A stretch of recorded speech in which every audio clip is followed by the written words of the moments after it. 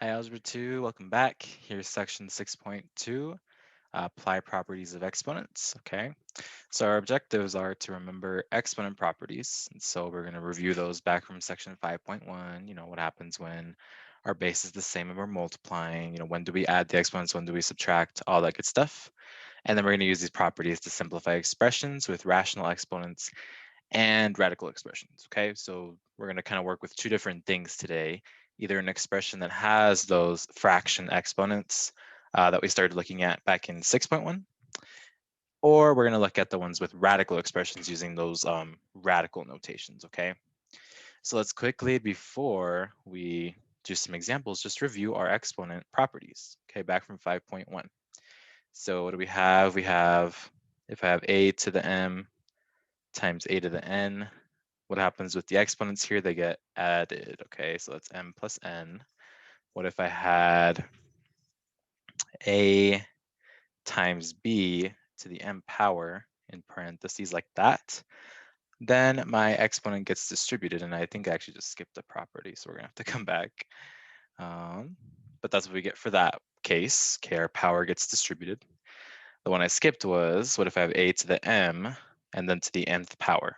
In this case, this is where our exponents get multiplied like that, right? So here's where they get added. Here we have a distributive property, and then here we have a multiplication property, okay? Now, remember our negative exponents, a to the negative m, that's just gonna be 1 over a to the m, okay? Take the reciprocal to make that exponent positive, and then we can simplify a to the m if we need to, right? Okay. And then we have two more. We have a to the m over a to the n. That's going to be a to the m minus n. When we divide, that's when we use subtraction if the bases are the same. And then lastly, if we have a, oops, I'm kind of running out of space here, a over b to the m power, then just like here in this case, this m can be distributed. That's a to the m over b to the m.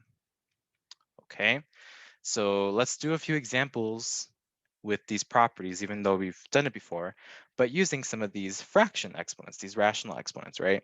So let's start with the addition property we have. How can we simplify 5 to the 1/2 times 5 to the 3/2? Okay, so this goes with, I'm kind of going property by property, right? So this one goes with this one. We're going to add the exponents. So this becomes 5 to the 1/2 plus 3/2 power. Okay, so we have the same denominator. Remember, you have to check to make sure we have like denominators. And when we do, we can add the numerators when we're adding fractions, right? So this becomes 4/2. 5 to the 4/2, that's just 2, right? This is equal to 4/2, which is equal to 2. And 5 squared is 25. That's a nice number, right? Sometimes we won't be able to go that far, but if you can, make sure you continue, right? 5 squared, we know that we won't leave it as 5 squared. Now, if it was 5 to the 3/4, we can't take the 4 through to 5. So we would just leave it like that, okay? That would be a case where we would leave it alone. Okay, next one, a times b to the nth power, the distributive property. Okay, we have an example here of 16 times 9 to the 1/2 power. Now, what we could do here is we can just multiply 16 and 9 together. But let's use this property. Let's just see how it works. What this property tells us to do is to distribute the 1/2. So I get 16 to the 1/2 times 9 to the 1/2. Remember, 1/2, that's the square root. So this is square root of 16 times square root of 9, right? So what's the square root of 16? That's 4. Square root of 9 is 3, which is 12. Okay, we're kind of going through this under the impression that you guys have already watched 6.1. So if you're sitting here like, I don't know where you're getting all this information, Mr. Gonzalez, make sure you've watched 6.1, right? Because that's how we, that's kind of where we began with all this, 1/2, 1/3, 3/4 powers, right? Instead of just whole numbers and how they're connected to radicals. Okay, next property. Let's do 3 to the 5/2 raised to the second power. Okay, so here we're multiplying our exponents. So that's 3 to the 5/2 times 2. Okay, this is 2 over 1. we can simplify this down to 3 to the 5th. And we can do 3 to the 5th, that is 243. Okay, so far so good. Next one, our reciprocal negative exponent property, 36 to the negative 1/2. Okay, let's clear the negative first by taking the reciprocal. This is the same thing as 1 over 36 to the positive 1/2. Okay, we know 1/2 is the square root. Square root of 36 is 6. So this is 1 over 6. Okay, next we have 4 to the 5/2 over 4 to the 1/2. Okay, we can use this property, subtract those exponents. That's 4 to the 5/2 minus 1/2. That's going to be 4 over 2. This equals to 4 over 2. But that's just 2, right? So this is equal to 4 squared, which is good old 16. Okay, and then the last one, we have our distributive property over division. What do we have here, for example? We have 27 over 64 to the 1/3 power. So using the property, this gives us 27 to the 1/3 power over 64 to the 1/3 power, okay? The 1/3 is the cube root, okay? So just like the square root, what do I multiply by itself twice to get that number? The cube root is what do I multiply by itself 3 times? So what times itself 3 times gives me, in this case, 27 or 64. Well, for 27, 3 times 3 times 3, that is 27. So the cube root of 27, or 27 to the 1/3, is 3. 64 to the 1/3, that's 4 times 4 times 4. So that's going to be 3. That one's going to be 4. Okay, the cube root of 64 is 4. And it's going to take a little bit of getting used to, right? Because you guys are used to working with square roots. That's okay. Just kind of, count up. If you're looking for the cube root of 27, okay, I know it's not 2 because 2 times 2 times 2 is 8. What about 3? 3 times 3 times 3? Oh, yeah, that is 27, right? So always just kind of, start from the beginning, start with 2, 3, 4, 5. And if you pass the number, then you know it can't be fully simplified, right? Or it can't be fully rooted like we did here. We might have to try other things in terms of simplifying. All right, so that was a quick little recap with our exponent properties. Let's try some new examples, okay? So our goal here is to simplify as much as possible. All right, so let's start with that first one. 7 to the 1/4 times 7 to the 1/2. Also, I don't know if you can hear it, but if you hear jingling in the background, Leo is, for whatever reason, playing with his loudest toy while I'm trying to record this, so I do apologize. Okay, so here we're using our property of addition. We have the same base being multiplied. So this is going to become 7 to the 1/4 plus 1/2. Okay, we need a common denominator to add these. 4 and 2, the least common denominator there is 4. So multiply the top and bottom of this fraction by 2. That's going to be 7 to the 1/4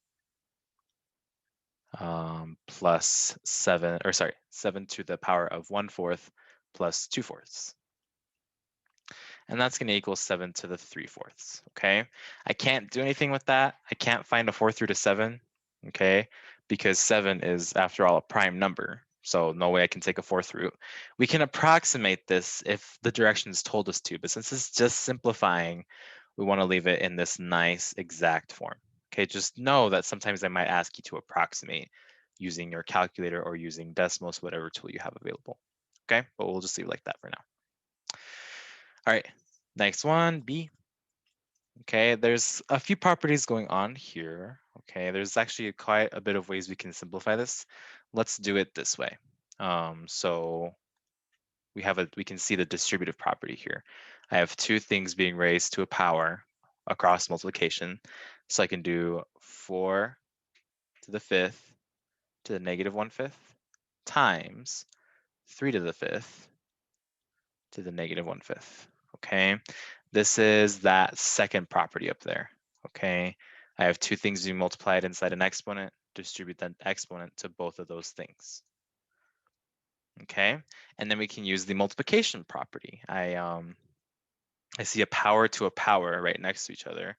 So those are going to get multiplied. 5 times negative 1/5. That's just 4 to the negative 1. Okay, same thing over here. 5 times negative 1 over 5, that is 3 to the negative 1.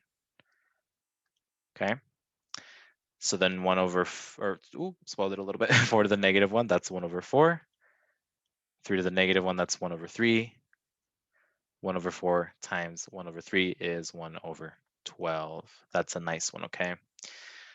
And then the last one for this example, we have 4 to the 1/3 divided by 6 to the 1/3 to the power of 2. Okay, also a few different ways we can do this one. Let's kind of think about this one a different way. We see the same base different bases to the same power. We can kind of reverse engineer. You can always go backwards in these properties too. We can do it backwards for this one. I have 42 to the 1/3 over 6 to the 1/3. So I can rewrite this as 42 over 6 to the 1/3. Now, why would I want to do that? Like, what's the point of doing it that way? The reason why is because 42 is divisible by 6. So if I rewrite it like that, I can divide 42 by 6 pretty easily. Okay, so that's kind of the point there. So let's do that. Okay, I can rewrite this as, I'm going to use brackets and then parentheses.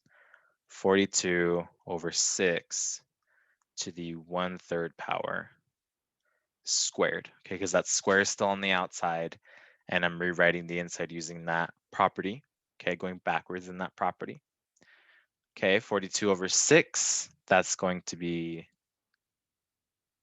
7, right? Yeah, 7. Ooh, I almost said 8. That would have been a little awkward. So this is going to be 7, and that's to the 1/3 power squared. Okay, and so then now here, my last property I can use is that multiplication, exponent to an exponent. That's going to be 7 to the 1/3 times 2, which is 7 to the 2/3. I can't take the cube root of 7. So then that is my final answer right there. Okay. Awesome. So now let's talk about radicals, okay? We did a few examples with the exponents, so we'll continue to do that. But let's also talk a little bit about radicals, okay? Because of some of the exponent properties, I have these two radical properties that kind of come about that will look familiar from when we did square roots, okay? So now if I have the nth root of a times b, okay, let me rewrite that a little bit less ugly. The nth root of a times b, n meaning it can be a third root, fourth root, fifth root, square root, whatever it wants to be. N is just some natural number, some counting number, right? Everything except 0 and 1. Then I can split this apart. Nth root of a times nth root of b. Okay, we're allowed to do that. Just like with the square root. Square root of a times b is the same thing as square root of a times square root of b. And then likewise, I can do the same thing with division. If I have the nth root of, that's a big root, the nth root of a over b, that's equal to the nth root of a over the nth root of b. Okay, nothing new. We've seen that property before with our square roots back in 4.5 or yeah, I think it's 4.5 back when we dealt with square roots. It's kind of the same idea. So now let's use that to simplify a little bit, okay? So let's start with A. This one's a little bit of a different example, different from B and C. We just kind of I want us to start over with how do we simplify nth roots, just like how we simplified square roots, right? Kind of taking out as much stuff as we can, leaving inside what can't be taken out, okay? So with square roots, we can only take things out in pairs. With a cube root, I have to take things out in triplets. In a fourth root, quadruplets, fifth root, quintuplets, etc. Okay. So then here I only want triplets. The first thing we always did was we broke down the number as much as we could. Let's try to break down 135 down to its prime factors, okay? What do we know that can go into 135? Well, it ends in 5, so let's try starting with 5, okay? So 135 divided by 5 is 27. 27 we know is 3 times 9, and then 9 is 3 times 3. Okay, let's grab all our prime numbers. We have the cube root of 3 times 3 times 3 times 5. Okay, with the square root, I can only pull things out in pairs. With the cube root, it has to be a triplet. Okay, thankfully, we do have a triplet of 3s right here. It has to be all 3 of these. Okay, if I only had 2, I wouldn't be able to take them out. It has to be exactly 3. Okay, so these will come out just like with the square root as a single 3. I'm gonna do it down here. Okay, so this 3 comes out as a single 3, and I'm left with cube root of 5. And so that's my answer there. Be careful, this is 3 times cube root of 5, not 3 to the 3rd power square root of 5. You have to be careful, okay? I'm always gonna try my best to make sure the index is like glued onto that radical. That way you know that's the index, not an exponent, okay? And you try your best as well when you write your own work. Make sure that you can, from your own writing, that you can tell the difference between is that an exponent on the 3 or is that the index of the radical, okay? All right, now let's use those multiplication and division properties. Part B, cube root of 12 times cube root of 18. What I can do there is use that property to say that this is the cube root of 12 times the cube times 18, both under the cube root. Now I'm going to simplify this so it would be a little pointless to multiply the 12 and the 18 together unless I knew ahead of time that that was, that happens to be 216 and I know the cube root of 216 off the top of my head. We're working with this for the first time, so we might not know. So let's just start by breaking it down. 12, that's 3 times 4, and then 4 is, well, actually, let me not do it out loud. Let me show you it. This is 3 times 4, and then 4 is 2 times 2. Okay, and then 18 is, there's a few ways to do it. This one's 3 times 6, and then 6 is 2 times 3. So here are our prime numbers. Okay, we're going to collect those under the radical. Okay, and then organize it as you go. How many 2's do you see? 1, 2, 3. So 2 times 2 times 2. How many 3's? 3 as well. 3 times 3 times 3. Okay, we have to pull things out in triplets. So that's 1 triplet of 2's, 1 triplet of 3's. Those come out as just 1 copy of that number. So I get 2 times 3. This triplet of 2's gets reduced down to 1, 2. This triplet of 3's becomes 1, 3. And we're left with nothing inside the radical. So we don't need to write the radical anymore. This is just all we have. 2 times 3, which is 6. Okay, very nice. Last example last part of this example. I have 4th root of 80 divided by 4th root of 5. So we can use that division property to go backwards. This becomes the 4th root of 80. I was going to draw an infinity sign for some reason. There we go. Over 5. What's the point of going backwards? Because 80 is divisible by 5. Okay, if they weren't divisible, then I wouldn't really bother going backwards like that because it'd be kind of a waste of time. Okay, so then 80 divided by 5, that is 16. This is the 4th root of 16. Okay, let's see if we can try to figure this one out without doing that whole simplification process. Let's maybe see if we can cut down on some time. We know it's not 1 to the, we know it's not 1 because 1 times 1 times 1 times 1 is just 1. What about 2? 2 times 2 times 2 times 2. Well, 2 times 2 is 4, times 2 is 8, times 1 more 2 is 16. We did 4 2's, and we got 16. So the 4th root of this is 2, because 2 to the 4th is 16. Okay, we figured that out kind of in our heads a little bit. If you wanted to write it out so that you wouldn't get lost, well, 16 is 2 times 8, 8 is 2 times 4, 4 is 2 times 2. We have 1, 2, 3, 4 2's, so that has to be equal to 2. Okay, very nice. Let's keep going. We're almost done. To add and subtract radicals, we need like terms. Okay, what does that mean? Like, I don't know. Well, we're talking about like terms with radicals. Normally, we talk about that with variables. And you're right. But what does it mean to do like terms with? Sorry, I'm gonna put this down a little bit. What does it mean to do like terms with a radical?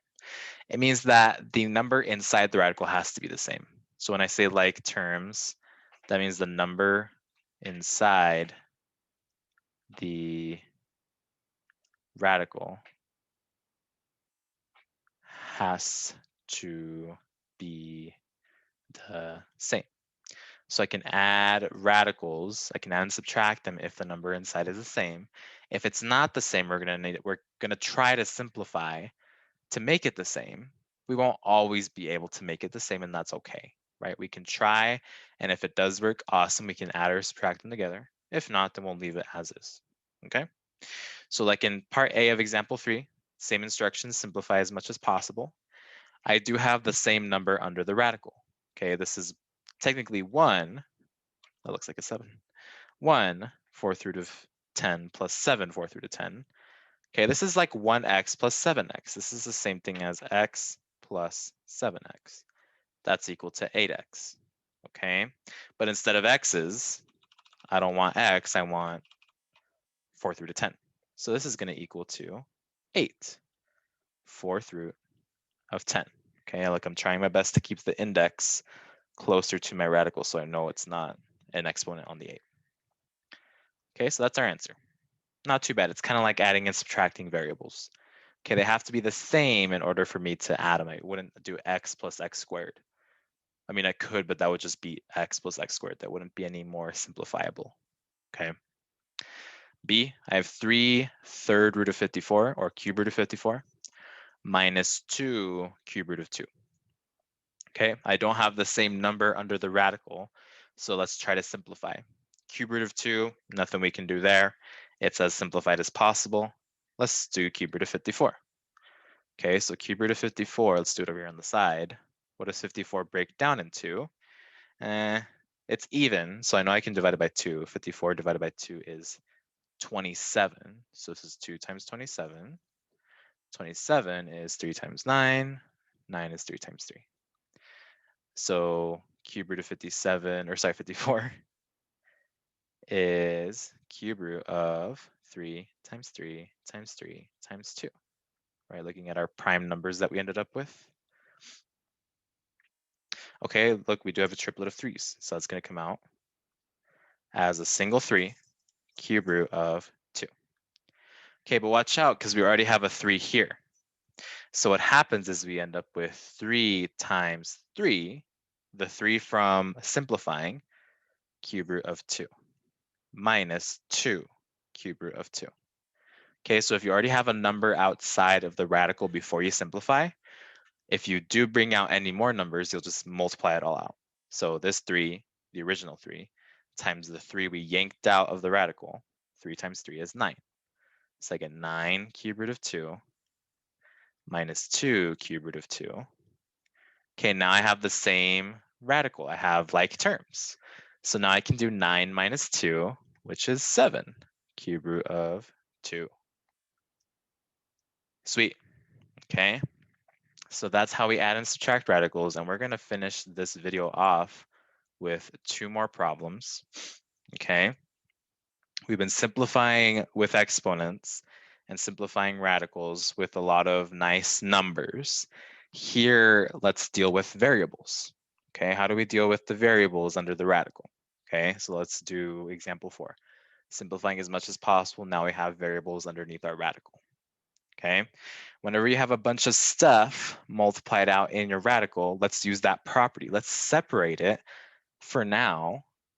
Okay, cube root of 64 times cube root of y to the 6.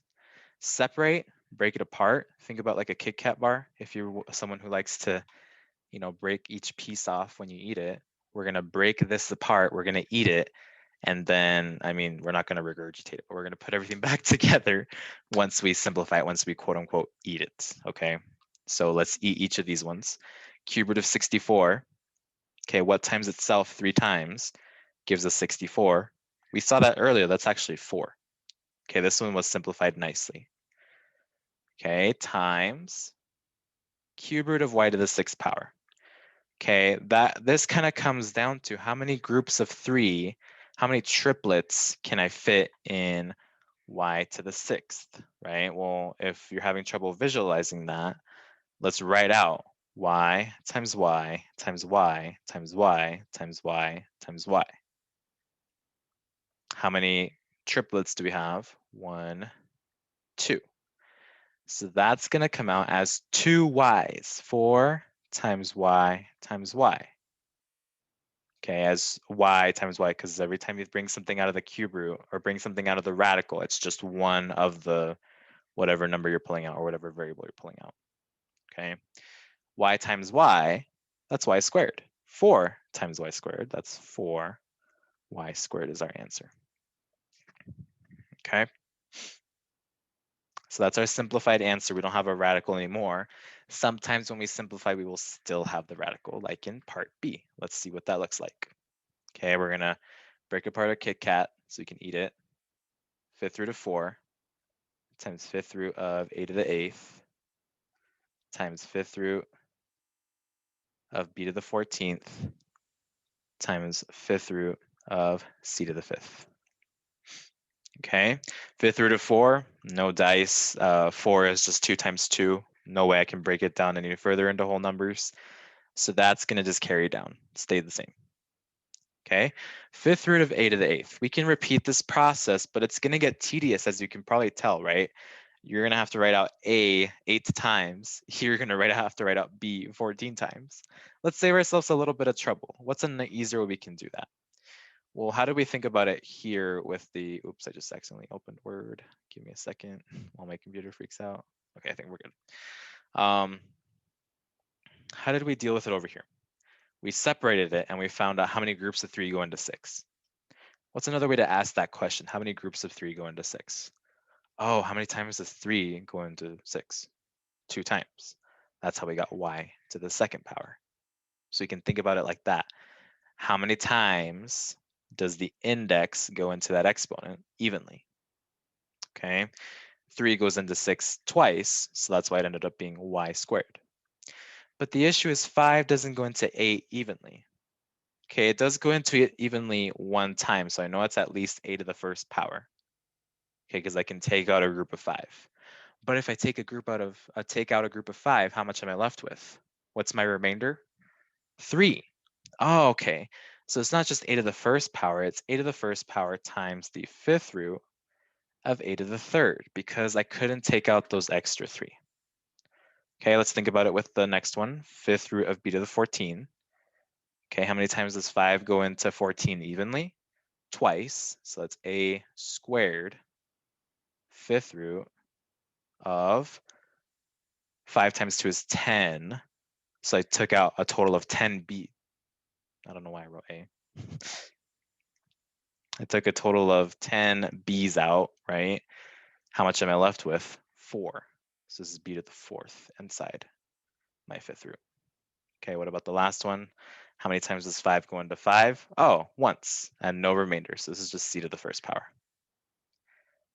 Okay, now we put everything back together. Put all your outside things together and all your inside things together. What's on the outside? A to the first power, or just a? B to the second power, c. So I have a b squared c. And what's inside my radical? What's inside my fifth root?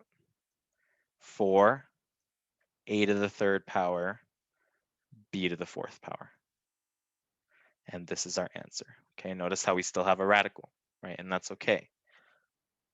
Okay, so that's another way to think about doing the variable simplification. How many times does 5 go into 8? Okay, let's maybe write that out one more time so we understand it. Okay, this is the fifth root of a times a times a times a times a times a times a times a. That's the right amount, right? 1, 2, 3, 4. Yep. 5 goes into 8 once evenly, right? That means that there is one group of 5 in 8 of these a's. And then how many are left over? 3. Okay, so that's why that works, okay? So always do, how many times does the index go into the exponent evenly? Okay, that would be the exponent on what goes on the outside. And the remainder is the exponent on the inside. That's why I had a to the first power and went into it evenly once with a remainder of 3. Okay, hopefully this sounds good, y'all. 6.2. I will see you next time for 6.3a. Bye-bye.